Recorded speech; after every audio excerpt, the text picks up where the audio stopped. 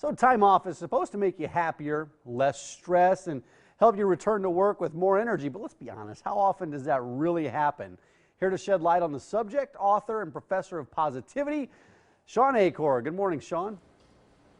Good morning, Mike. This Thursday marks the United Nations' second annual International Day of Happiness. Why is it important to have this day of happiness? I think that this day helps remind people about what we're finding in this incredible research in positive psychology, which is you don't have to just be your genes or your environment. You can actually choose to do things within your life that can raise our levels of happiness and deepen the amount of meaning we feel within our lives. And it sometimes just takes being smarter about what actions we decide to do in our daily activities. Yeah, I've got a little road trip this weekend with the family, 3-day trip. So this point about vacations, shouldn't they be fun? What are we doing wrong here? Well, it's interesting because you normally think about happiness and vacations together. People Right. are like, I need a vacation. But sometimes people are like, I need a vacation from my vacation. I feel more stressed afterwards. And that's what we found in previous research. We found that the average vacation caused people to feel less happiness and to feel more stressed when they got back to work. So I did a study in December of 400 travelers, and what I found was it wasn't the travel that caused people to feel stressed. It was the traveling stress during the experience, and that if we could change the way that we thought about vacation, we could actually cause 94% of these vacations to have us dramatically increase our levels of happiness and the energy we felt coming back. Well, I was looking at some of those pictures you guys were showing, and I feel like I'd be pretty happy if I was in some of those places. So what do you recommend for creating that happy trip?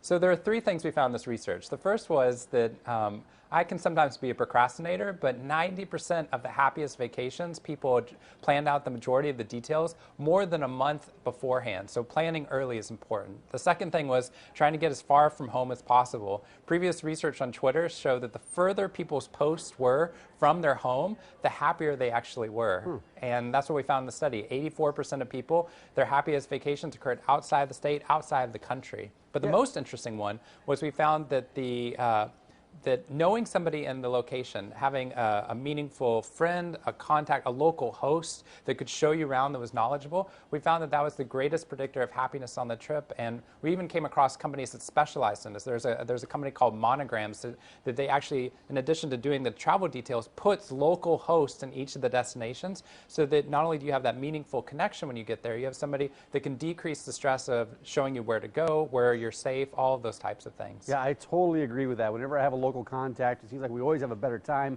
less stress. But that other topic that you speak of, why do you think happiness levels, they tend to rise the further away we are from home? Why do you think? I think that there's both physical distance from our home, but also mental distance.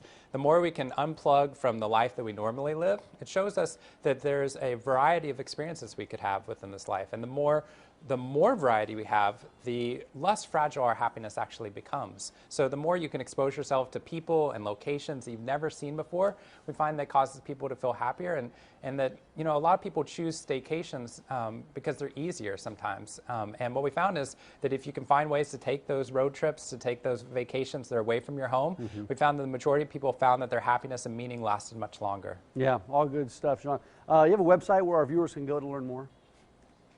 Yeah, there's a website, travelinghappy.com, where all of this research is put together into a guide to help people create that happier and smarter way to travel. Fantastic. I will no longer procrastinate when I'm setting up those travel plans. Shawn, thanks for your time this morning. Thank you so much. All righty, Mary, over to you.